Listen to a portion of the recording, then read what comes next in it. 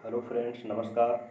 आप सभी का अपने YouTube channel study with Ajay SDSST पर बहुत बहुत स्वागत है। साथियों, जैसा कि आप सभी जानते हैं कि 5 जुलाई को सीटेट की परीक्षा होने वाली है और 5 जुलाई में एक एक दिन कम होता जा रहा है, अर्थात सीटेट की परीक्षा बिल्कुल नज़दीक आती जा रही है। उसी को ध्यान में रखते हुए ये बाल मनोविज्ञान शिक्षा शास्त्र का प्रैक्टिस सेट 6 हमने तैयार किया है। इसके पहले का प्रैक्टिस सेट 5 आप लोगों ने देखा। आप लोगों ने बहुत अच्छे तरीके से देखा, कमेंट किया, इसके लिए बहुत बहुत धन्यवाद। और यदि आप इसके पहले वाला वीडियो देखना चाहते हैं, जिन्होंने नहीं देखा है, जिन साथियों ने नहीं देखा है या देखना चाहते हैं, तो उसका लिंक हमने इसके डिस्क्रिप्शन बॉक्स में दे दिया है, आप वहीं से देख सकते हैं। यदि आप हमारे चैनल पर नए हैं, अब तक हमारे चैनल को सब्सक्राइब नहीं किया है, तो अभी सब्सक्राइब कर लीजिए और दबा दीजिए बेल आइकन, ताकि आपको इसी तरीके के वीडियो मिलते रहें।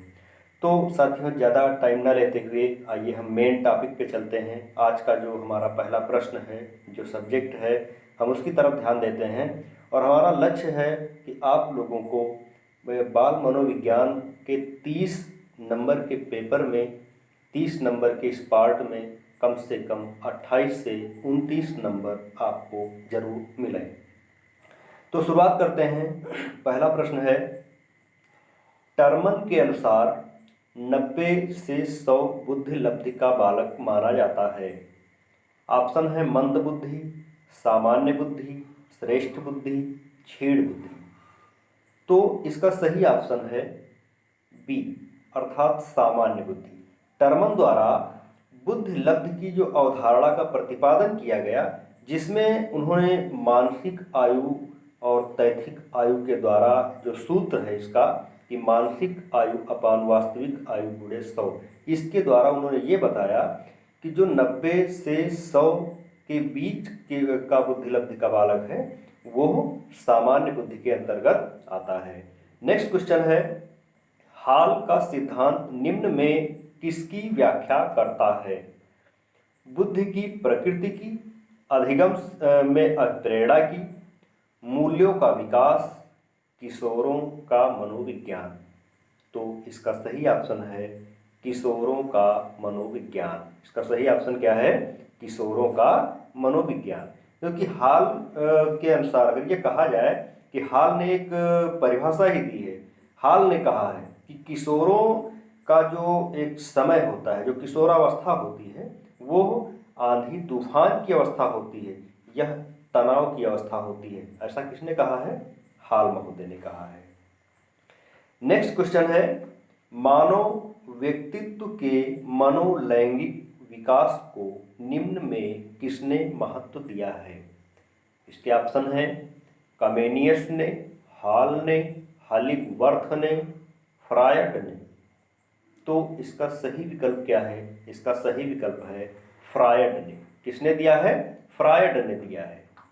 मानव विकास का जो वैज्ञानिक सिद्धांत है, जिसका प्रतिपादन सिगमंड फ्रायड महोदय ने किया है। हाँ, और ध्यान रखिए, इन्होंने इसी प्रकरण में, इसी मनोलैंगिक विकास में इन्होंने ये भी कहा है, इड, ईगो व सुपर ईगो, इसकी अवधारणा भी फ्रायड ने ही दी है।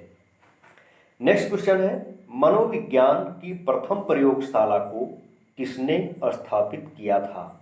ऑप्शन है W wound, Sigmund, Pavlov, Watson.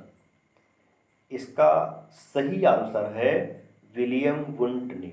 इसका सही ऑप्शन क्या है? विलियम वुंट ने। यानी मनोविज्ञान की जो प्रथम प्रयोगशाला थी, उसको स्थापित किया था विलियम वुंट ने। और कब स्थापित किया था? 1879 ईस्वी में। और कहाँ पे स्थापित किया था? तो जर्मनी में। कहाँ पे किया था? जर्मनी में। नेक्स्ट क्वेश्चन है, गेस्टाल्ट मनोविज्ञान की अवधारणा की आधारशिला किसने रखी? यानी गेस्टाल्ट मनोविज्ञान की आधारशिला किसने रखी थी? फ्रांज ब्रेंटानो ने, मैक्स वथीमर ने, एडगर रूबरिन ने, कुर्ट लेविन ने। तो इसका सही ऑप्शन है फ्रांज ब्रेंटानो। किसने रखी थी? French Brentano. यानी गेस्टाल्ट मनोविज्ञान की आधारशिला फ्रांच ब्रेंटानो ने रखी थी। और अगर हम बात करें कि जो गेस्टाल्टवादी मनोवैज्ञानिक हैं उनमें मुख्य रूप से कौन आते हैं, तो उनमें आते हैं कोहलर एवं कोफक्का, जिन्होंने सूझ के सिद्धांत का प्रतिपादन किया था। लेकिन आधारशिला किसने रखी थी? फ्रांच ब्रेंटानो ने। नेक्स्ट क्वेश्चन है, संघनन सिद्धांत निम्न में से किससे संबंधित है? संघनन सिद्धांत अधिगम से संबंधित है, अभिप्रेरणा से, स्मृति से, सृजनात्मकता से। तो इसका सही ऑप्शन है अभिप्रेरणा, यानी बी नंबर सही है, अभिप्रेरणा। अभिप्रेरणा जो है वो संघनन सिद्धांत से, अभिप्रेरण से संबंधित है। नेक्स्ट क्वेश्चन है, क्षेत्र सिद्धांत निम्न में किस वर्ग का सिद्धांत है? व्यवहारवादियों का, संरचनावादियों का, मनोविश्लेषकों का, गेस्टाल्टवादियों का। तो इसका करेक्ट आंसर है व्यवहारवादियों का। इसका करेक्ट आंसर क्या है? व्यवहारवादियों का। नेक्स्ट क्वेश्चन की ओर बढ़ते हैं। सबसे पहले देखते हैं, थोड़ा सा स्पेस दिया गया है। बैटरी का प्रयोग निम्न में से किसके मापन हेतु किया जाता है? एक बैटरी है जिसका प्रयोग निम्न में से किसके मापन हेतु किया जाता है? व्यक्तित्व के मापन हेतु, रुचि, बुद्धि, अभिक्षमता। इसका सही ऑप्शन है सी नंबर, बुद्धि। इसका सही ऑप्शन क्या है? बुद्धि। यानी बुद्धि भाटिया बैटरी बुद्धि मापने के लिए प्रयोग किया जाता है। भाटिया द्वारा भारत में समस्त परीक्षण का निर्माण किया गया और वह एक शाब्दिक बुद्धि परीक्षण है। अगर ये प्रश्न आए कि शाब्दिक बुद्धि परीक्षण किसका है, तो भाटिया का है। नेक्स्ट क्वेश्चन है, अभिक्रमायोजित अधिगम का प्रत्यय किसने दिया था? हल ने, थॉर्नडाइक ने, स्किनर ने, वाटसन ने। तो सी ऑप्शन इसका सही है, स्किनर। स्किनर महोदय ने। जिस प्रकार से पावलोव का नाम क्लासिकल अनुबंधन से जुड़ा है, उसी प्रकार से स्किनर का नाम संवेगात्मक अनुबंधन से जुड़ा है। नेक्स्ट क्वेश्चन है, व्यवहारवादियों क्षमताओं व्यवहारिक क्षमताओं में वह सापेक्ष अस्थायी परिवर्तन जो कि प्रचलित अभ्यास का परिणाम होता है, उसे क्या कहते हैं? ऑप्शन है, अधिगम कहते हैं, अभिप्रेरणा कहते हैं, अभिवृत्ति कहते हैं, अभिक्षमता कहते हैं। इसका सही ऑप्शन है ए, यानी उसे क्या कहते हैं? अधिगम। व्यवहारिक क्षमताओं में जो सापेक्ष अस्थायी परिवर्तन होता है उसको हम क्या कहते हैं? सीखना या अधिगम कहते हैं। नेक्स्ट क्वेश्चन है, संज्ञान किस बुद्धि के सिद्धांत का हिस्सा है? संज्ञान किस बुद्धि के सिद्धांत का हिस्सा है?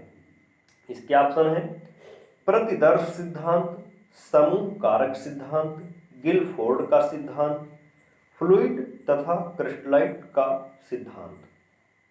इसका सी ऑप्शन सही है, गिलफोर्ड का सिद्धांत। इसका सी ऑप्शन सही। इसका कौन सा ऑप्शन सही है? सी ऑप्शन, यानी गिलफोर्ड का सिद्धांत। नेक्स्ट क्वेश्चन है, 8 वर्ष के सुधीर की मानसिक आयु 10 वर्ष है, या कह लीजिए 8 वर्ष के एक बालक की मानसिक आयु 10 वर्ष है, उसकी बुद्धिलब्धि कितनी होगी?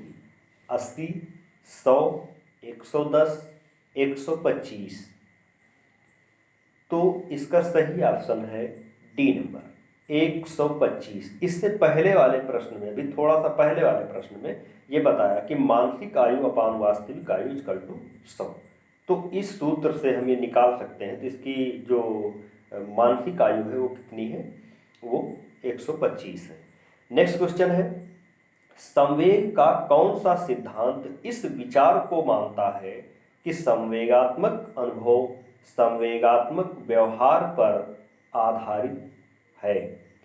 जेम्स लैंग सिद्धांत, हाइपोटोलास्टिक सिद्धांत, सक्रियता सिद्धांत, अभिप्रेरण सिद्धांत। इसका सही ऑप्शन है सक्रियता सिद्धांत। इसका सही ऑप्शन क्या है? सक्रियता सिद्धांत। नेक्स्ट क्वेश्चन है, किसी इच्छा या आवश्यकता में रुकावट पड़ने पर उससे उत्पन्न होने वाला सांवेगिक तनाव क्या कहलाता है? द्वंद्व, कुंठा, चिंता, तनाव। तो इसका सही ऑप्शन है कुंठा।